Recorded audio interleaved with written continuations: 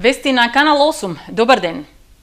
Лошите временски услови ги пролонгираа жетвените активности кај јачменот. Земјоделците се надеваат на добар род од житните култури, а стартот на жетвата на пченицата се очекува за 10 дена. Само што започна, жетвата на јачменот привремено е запрена. Поради обилните врнежи од дожд, комбајните што кон крајот на минатата недела влегоа во нивите, од почетокот на оваа мораат да мируваат. Сепак, земјоделците не се премногу загрижени поради тоа, туку повеќе се потпираат на проценките каков ќе биде родот. Велат дека просечно по декар засејан со јачмен вложиле по околу 2200 денари. Повеќето од нив се надеваат оти ќе имаат добри приноси, што ќе им го оправда трудот, но и вложените пари. За житото има. И чемен се убави. Нема што да правиме малогат. И чемен има. Колку очекувате приход? Колку? Одар и вреќа. Највише. Просек, ако гледаш, многу убави се. И убав прируски има. Обавезно. Ако не каца нешто времето, ветриша градови вама, таму супер ќе биде. Земјоделците велат дека дождовите само за кратко го попречиле на временото собирање на реколтата на житата, кои во Кочанскиот регион годинава се засејани на околу 3000 хектари. Нивна оценка е дека временските прилики од изминатите неколку денови нема негативно да се одразат на квалитетот на родот, односно на намалување на приносите. Ако само ветерот ги бутне на земјата и се подмладат, чириците посебно, а ечмено не, на ечмено нема да усмета. Чириците може да се подмладе нешто, што полегне. Добро е сега е добро. Добро за ден. Јачменот веќе е ожнеан на повисоките ниви, а со подобрувањето на временските прилики ќе проложи и на останатите површини. Жетвата на пченицата пак се очекува да стартува за 10 дена. Сепак, главоболка на производителите засега не им се временските прилики. Велат, многу повеќе размислуваат за откупните цени, затоа што очекуваат тие да не бидат под 15 денари за килограм. Сега чекаат да видат каков ќе биде договорот меѓу милничарите и представниците од Министерството за земјоделство, за да се согледа дали ЕСАП од дома ќе им се поклопи со оној на пазарот. Во општина Кочани се сумирани побарувањата по основ на данок на имот. Најголеми должници се правните лица, но и покрај нивниот инертен однос, засега во локалната се уште не се изготвени решенија за присилна наплата. Ако се остави на совеста на даночните обврзници, тешко се наплатуваат побарувањата по основ на данок на имот и комунална такса. Од општина Кочани годинава се уште не се одлучиле да посегнат по мерката присилна наплата од должниците како законски инструмент што и стои на располагање. И самата присилна наплата постојат неколку начини на обезбедување на средства. Тоа се со забрана на располагање со средства на сметките на даночните обврзници. Тоа е една од мерките. Втора мерка е процена, попис, пленидба и продажба на ствари кои се во собственост на даночните обврзници. Трета мерка е забрана располагање, односно одземање на парични средства кои по основ на побарување даночните обврзници ги имаат кон трети лица и така натака. Минатата година биле изготвени повеќе од 400 решенија за присилна наплата на данок на имот и комунална такса. Опомената е последно законско средство пред пристапување кон примена на непопуларната мерка. Јас, како раководител на одделение за даноци, избегнувам максимално да ја користам, меѓутоа доколку самите даночни обврзници не покажат совесност, бидејќи ова се приходи на општината и со тие приходи едноставно се обезбедува и функционирање тековно на самата општина, сепак нема да се двоумам да постапам онакако што налага законот. Општина Кочани во моментов има големи побарувања по основ на данок на имот. Најголеми должници се правните лица чии објекти имаат висока пазарна вредност. Тоа имаме даночни обврзници кои должат некаде околу 3 до 4.000 евра во денарска противвредност по основ на данок на имот. Значи, комуналната такса сепак не е толку голема ставка. Оделението за даноци, такси и надоместоци ќе нема милост за неплаќачите. Оние кои не ја подмириле обврската и по опомената ќе мора да се соочат со радикалните законски мерки со доставувањето на новите решенија за наплата на данок.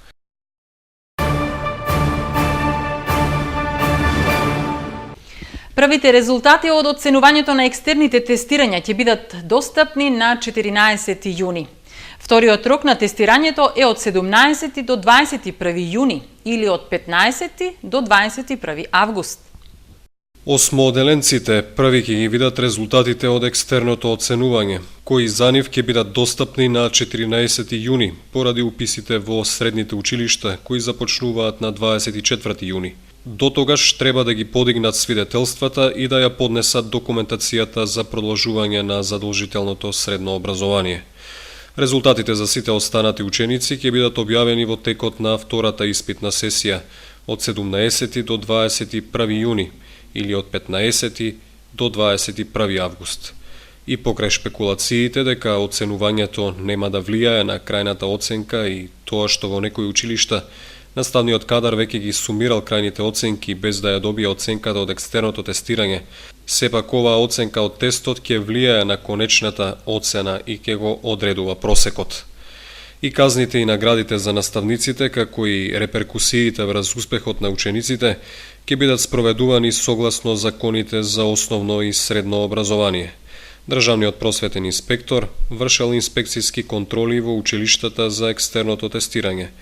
Со овој процес се опфатени сите ученици, но не и матурантите и учениците од право до трето оделение. Се подготвува градскиот базен. Откако се испразни водата, екипи на комуналното јавно предпријатие Водовод го чистат пред да биде пуштен во употреба. Според одговорните, отворањето било планирано за викендов, но поради временските прилики истото е одложено, најверојатно за понеделник. Градскиот базен се нуди како одлична варијанта за релаксација и опуштање, барем за оние кои летово нема да отпатуваат некаде на море. Базенот повторно доби на популарност пред некоја година, кога беа извршени одредени активности за негово реновирање. Покрај големиот и летово функција ќе бидат и двата помали базена за најмладите во долниот дел од комплексот. Додека кочанци во жешките денови кои предстојат ќе можат да се разладуваат во базенот, летово ќе останат скусени од ноќните забави во дискотеката. Поради пропаднатите лицитации, комуналното јавно предпријатие Водовод нема да ја издава дискотеката на користење. Таа нема да функционира ниту повремено, како што беше лани, за гостувањата на естрадни звезди во рамки на манифестацијата Град на културата. Базенот годинава нема да понуди нови содржини. Освен трските за сенка, се размислува само за евентуално поставување на чадори како и лани. За сега е утврдена цената на влезниците, 50 денари за редовните посетители, со поволности за организираните групи на ученици.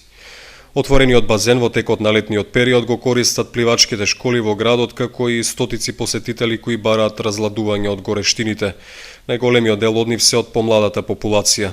Не е прецизирано дали ќе се издава објектот за сендвичарница и шанковите, кои евентуално би работеле само преку ден, зашто ќе се одлучува следната недела. Иако долго по изградбата комплексот Зорик изгледаше атрактивно, со исклучок на спортските терени, последните неколку години е прилично запуштен и објектот што требаше да има услужна дејност остана изграден до карабина и никогаш не се стави во функција.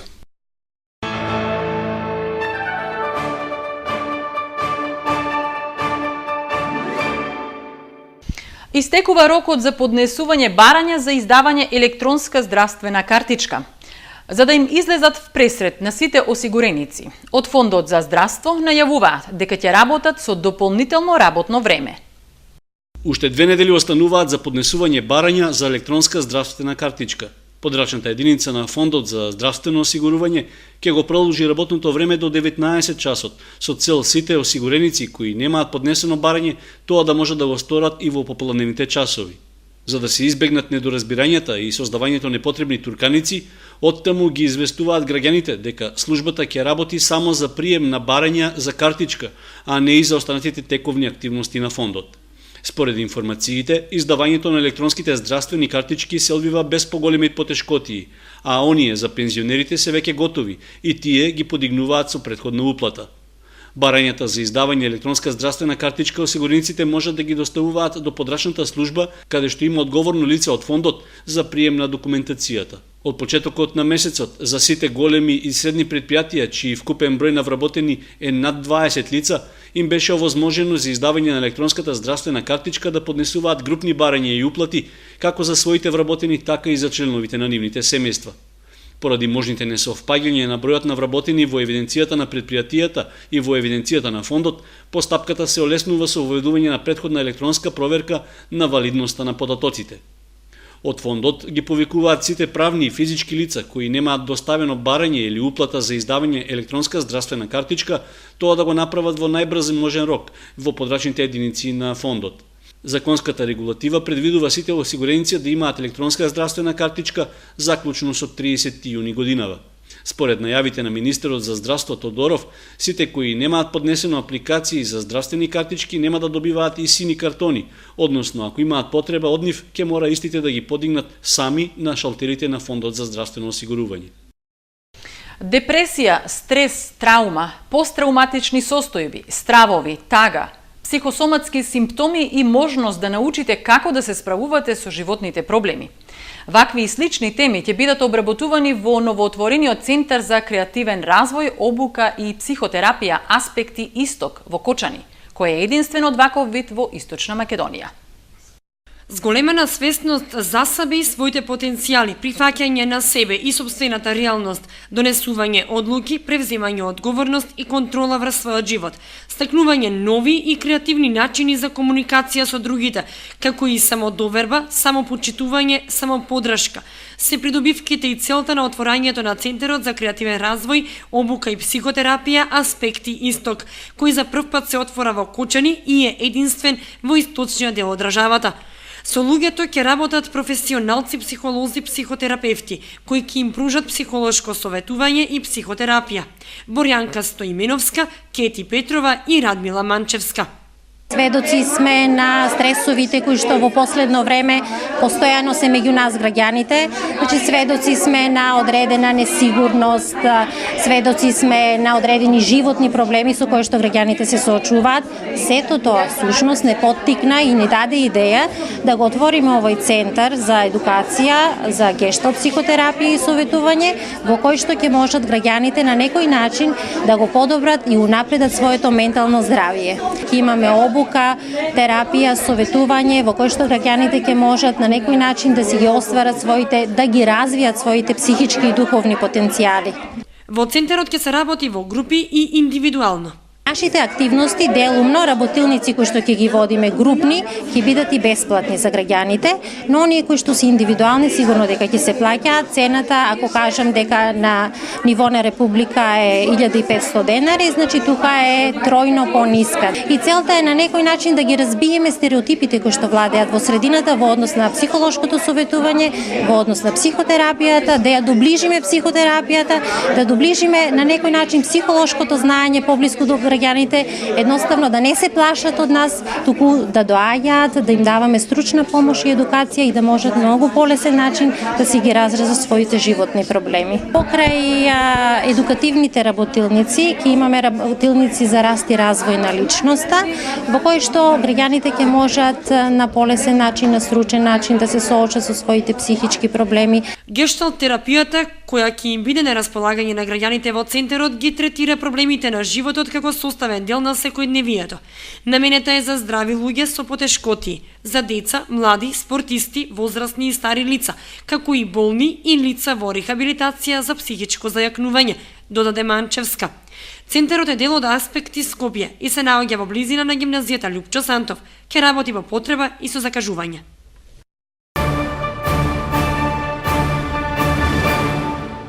Интензивно течат подготовките за организирање на музичкиот фестивал на детска песна во Кочани, Музички бранови. Се подготвуваат 15 песни напишани од познати композитори. Музичкиот фестивал на детска песна Музички бранови станува традиционален. Се организира втора година поред. Се планира годинава да се одржи на крајот на јуни. Подготовките течат интензивно. На фестивалот ќе бидат исполнети 15 композиции со учесници на возраст од 1 до 7 оделение од Кочани и соседните општини. По направените аудиции во училиштата се избраа најдобрите кои ќе земаат учество на фестивалот. Песните се подготвени од познати и признати композитори: Невенка Данилова, Дима Атанасовски, Мишо Стојанов, Љупчо Ѓоргиев, Жаклина Јорданова, Митко Димитров и други. Уметнички директор на фестивалот е Сашко Велков, медиумски спонзор е Канал 8 телевизија, организатор е Профи Медиум. Финансиска поддршка фестивалот има од спонзорите општините Кочани, Чешиново, Блешево и Виница. На песните се подготвуваат и кореографии, од кои во 2 песни учествуваат децата од детската градинка Павлина Велјанова. Јас се вика Марија Гелова и на фестивалот ќе се представам со песната Пролета е. Песничката ја напиша композиторот Невенка Данилова и јас сум пресреќна и се подготвувам со децата од градинката Павлина Велјанова. Како и ланската година, и годинава се планира песните да имаат хорска поддршка, составена од ученици од основните училишта од градот и соседните општини. Организаторите најавуваат фестивалот да прерасне во традиција, чија цел е сите деца кои имаат талент за пеење, а досега немале можност да се докажат, да почувствуваат како е да се настапи на сцена и тоа со своја песна. Фестивалот е со надпреварувачки карактер. За победничката на најдобрата песна ќе добие бесплатен спот и промоција на песната на медиумите во Републиката. Фасадата и кровот се завршени. Во тек е цртањето на фреските во црквата Свети Атанаси Велики во Оризари. По завршување на внатрешното уредување ќе се работи на уредување на дворното место. Познат зограф од Куманово Стојан Карпин месец дена работи на цртање на фреските во црквата Свети Атанаси Велики во Оризари. Работи во стил Византија од 14 век, по благослов на владиката Иларион. Се планира за 3 до 4 месеци да биде завршена целата црква со цртањето на фреските и внатрешното уредување. По моја проценка има околу 100-150 квадрати за фрескосување. Ќе има празници, ќе има и светители, ќе има и медалјони за секого, и за побогатите и за посиромасите, што се вика.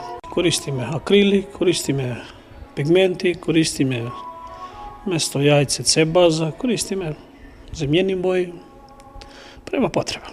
Од иницијативниот одбор истакнуваа дека за оние верници кои сакаат нивното име и презиме за здравје на семејството да стои на нацртаната фреска, се уште може да се пријават за земање на фреска. 1 метар квадратен кошта околу 115 евра. И молам сите заинтересирани, значи има уште место и секоја икона ќе биде една единствена, значи нема повторување на иконите и фреските, така да по свој избор на граѓаните, значи ќе си одберат своја икона и таа ќе биде нацртана. Ние имаме намера и подот да го обновиме. Тоа е околу 200 квадрати. Прекинавме со работата на другите мајстори, тие надвор, значи во крашталната и тоа имат уште малку работа. Значи тоа ќе продолжи натаму. Сакаме од дворот, кој е огромен, што се вика, да направиме еден прекрасен парк. Обновата на црквата Свети Атанаси Велики во Оризари започна пред кратко време, откако иницијативниот одбор за негова реконструкција побара помош од верниците кои сакаат да донираат за храмот. Со тие средства беше обновена фасадата и кровот и црквата доби сосема нов лик.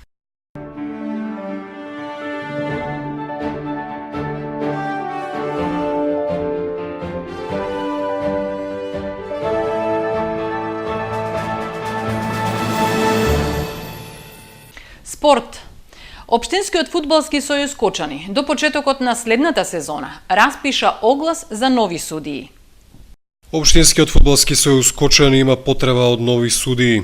Нивниот број на огласот не е ограничен. Можност да се пријават имаат кандидати од машки, но и женски пол, а услов е да имаат наполнето најмалку 16 години. Тие ќе полагаат тест од формален карактер во кој ќе бидат содржани прашања за правилата на фудбалската игра. Ќе арбитрираат над превари во пионерската, младинската, општинската и третата лига Исток. Огласот е отворен до почетокот на наредната сезона. Во моментов, Општинскиот фудбалски сојуз Кочани располага со 25 судии, од кои 5 девојки.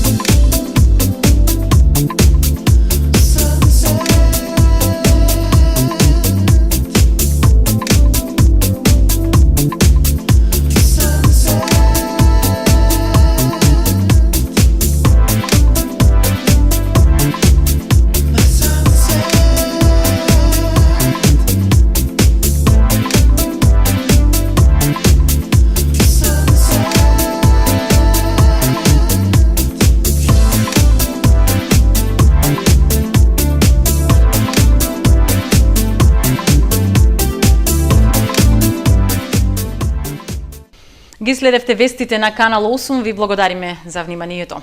Пријатно!